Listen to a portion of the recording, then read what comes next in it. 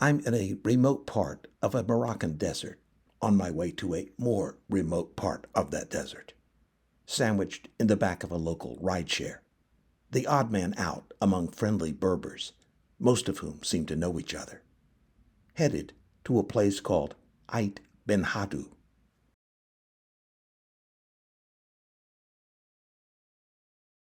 Ait Benhaddou is a historic ksar, or village with a granary along the former caravan route from the Sahara Desert to Marrakesh.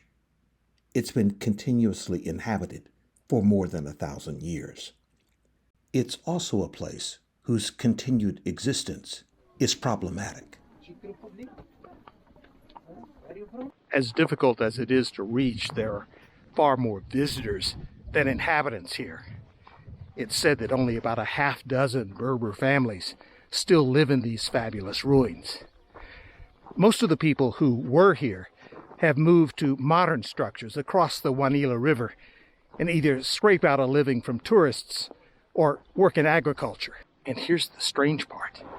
Even though this is a World Heritage Site, you'd think it would be in the long-term interest of preservation to not have anyone here.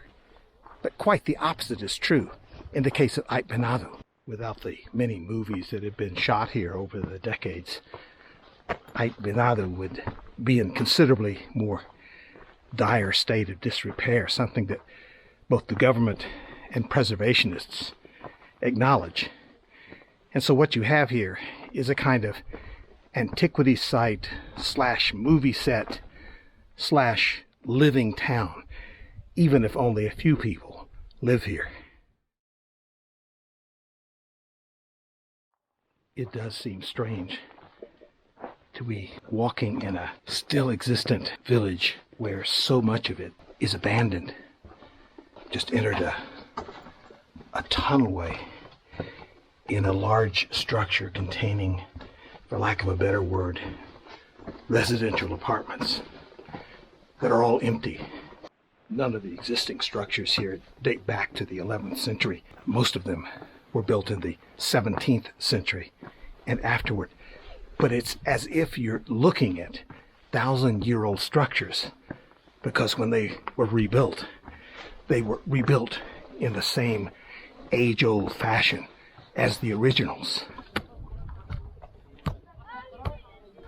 These buildings are made of rammed earth, adobe, clay bricks, and wood.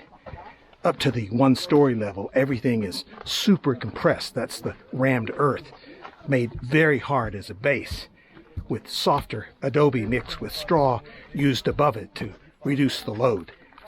Rain causes the parts made with adobe to erode after just a few years without maintenance. Hence the effort, so far unsuccessful, to coax people to re-inhabiting this place. As you would expect, the 2023 earthquake didn't help, causing many new cracks to appear and some of the buildings to collapse. The Moroccan government built this bridge over the river in 2011 in hopes that it would encourage folks who left to return to this village. Almost no one did. You need people to constantly maintain it. And of course, if people were living here, they'd be more motivated to do that. But since that hasn't happened, this ancient settlement has had to depend on the most unlikely of sources to keep it from falling down. As incongruous as it seems, the movie industry. The most popular destination here is at the top of the hill to see the watchtower slash granary. There are lots of steps to go anywhere. Most of all, of course, to the top. But every so often, the steps lead to a flattened terrace area, almost like a street, except, of course, built for pedestrians. Sort of gives you a chance to catch your breath before going the next level up.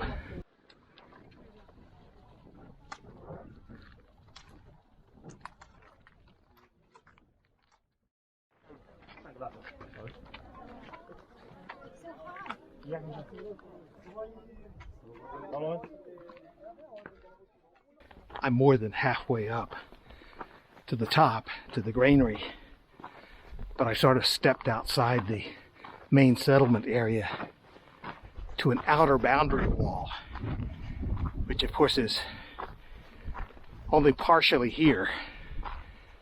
Big gaping holes in it. The views from everywhere here are spectacular, but when you get away from the main part of the settlement and there's nobody at all around, it becomes even more impressive, not just for the landscapes, but for the solitude.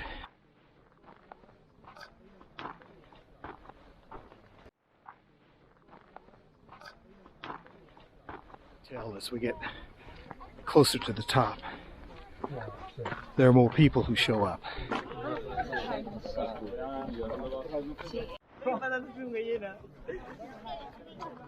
I know that it's going to be worth it, because it's worth it already for the views that I've seen coming up here.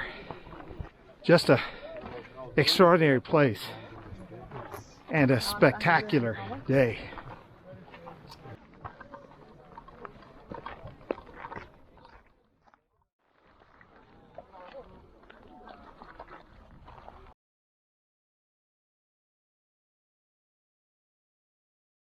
Granary slash watchtower. It's not very large, and it's likely even smaller today than it was centuries ago, because part of it has crumbled away. But nonetheless, it's an impressive sight from the top, even if unfortunately there are too many people trying to experience it.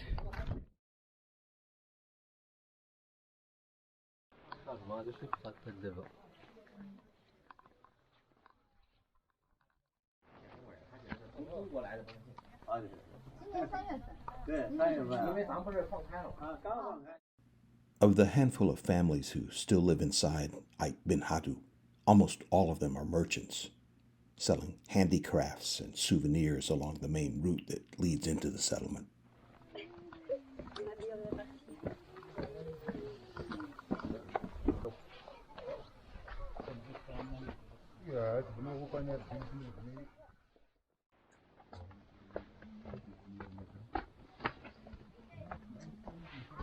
Since many people who come here are part of tour groups, activity along this stretch is sporadic, busy at times, moribund at others.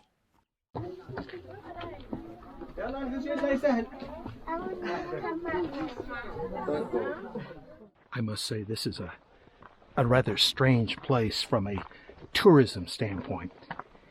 I say that because it can be overcrowded and sparsely populated at the same time. It all depends on what you do when you get here. Tourists often get off tour buses coming on day trips from Marrakesh, and rather like sheep, I'm sorry to say, will follow guides on the main routes from the bottom to the very height of this ancient village. And all you have to do to escape them, at least for the most part, is to deviate.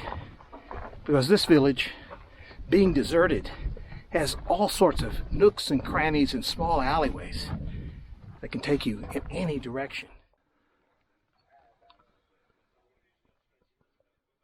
For independent travelers, exploring its less trammeled interior along its narrow walkways and abandoned towers is the real beauty of coming here.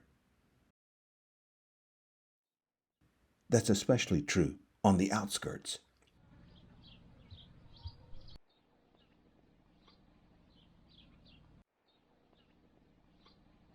Here, tour groups rarely set foot. You can feel transported in time along dusty paths leading to arched entryways.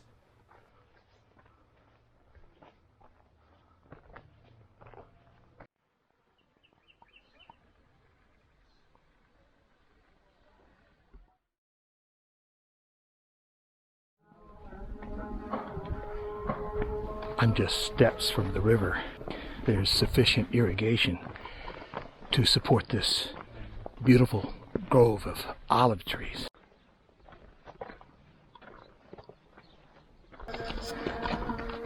Hey. There you saw burros appearing to carry manure of some kind, but I don't think it was. I think it was the mixed straw, perhaps filled with some dry dung for construction. Since its inception, the river has been vital to Ait Benhaddou's existence, and yet for much of the time, it is little more than a wadi or wash.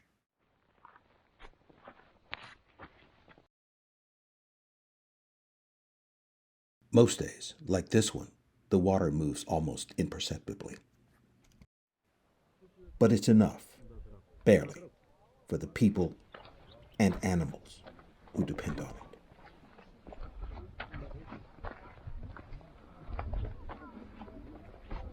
Believe it or not, it was forecast to have a 15% chance of precipitation when I woke up this morning. In the days since I've been in this desert, I've not seen anything resembling a likelihood of rain.